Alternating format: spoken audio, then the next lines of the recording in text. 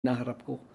Lalaking lalaki akong iyan ay haharapin ko kahit saan pa tayo magkita, kahit sa pintuan pa ng impyerno. Hindi po ako nagpatulong kahit kaibigan ko. Hindi ako nag-name dropping. Kaya mali po yung akusasyon ninyong yon. Mali yung sinasabi ninyong yon.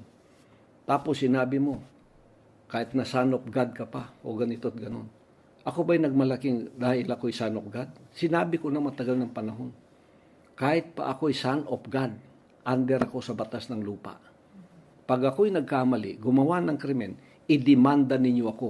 Pero please, huwag po ninyong sirain ang reputasyon ko na wala akong kalaban-laban. Magrespetuhan po tayo. Korte ang answer nito. Court is the answer for all of your false allegations and accusations. Court is the answer, not a Senate hearing. Thank you.